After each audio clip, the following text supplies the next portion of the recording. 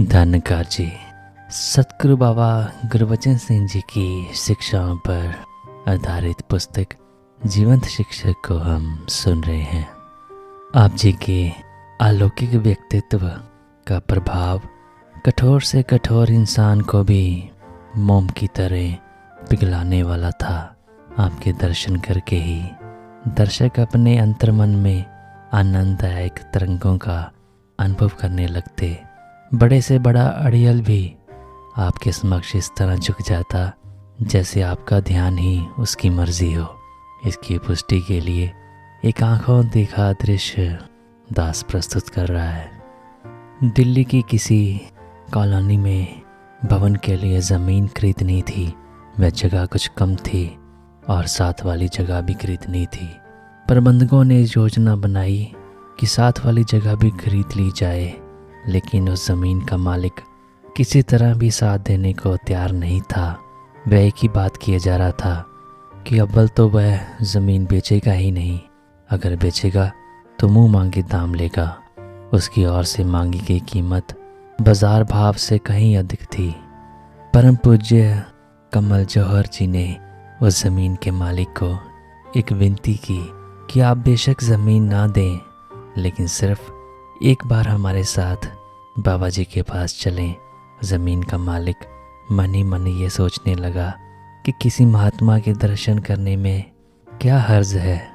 इधर ये इतना जोर डालकर कह रहे हैं। वह मान गया। वह हजूर के चरणों में कमल जी के साथ पहुंच गया। सबके साथ नमस्कार करके वह हजूर के सामने बैठ गया। हजूर ने उसकी तरफ मुस्कुरा कर देखा और फरमाया, भाई साहब, हमें आपकी थोड़ी सी ज़मीन चाहिए थी ताकि बड़ा सा सत्संग हाल बना सकें, जहाँ संत महात्मा आराम से बैठकर हरि यश गा सकें, भक्ति कर सकें।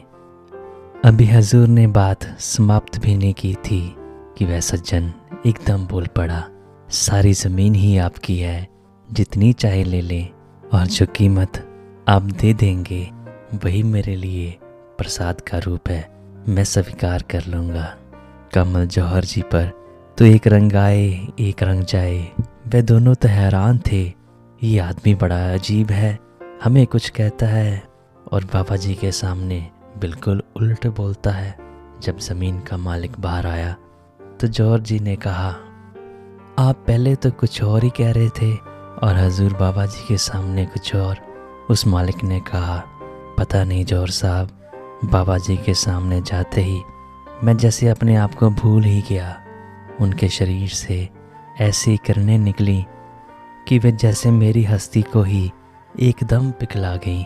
मुझे कुछ नहीं पता, ये तो उनकी ही शक्ति मुझे बुलवा रही थी।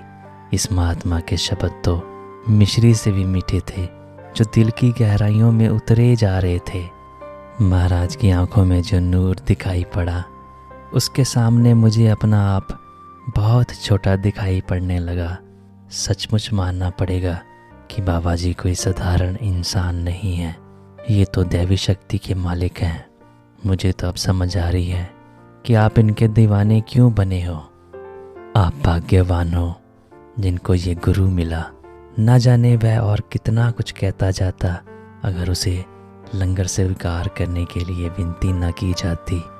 लंगर छकने के उपरांत वह सज्जन तो बाबा जी के अद्भुत व्यक्तित्व के गुण गाता हुआ चला गया, परंतु हमारा सिर इस पैगंबर के चरणों पर और भी अधिक श्रद्धा से झुक गया। धन्यवाद जी।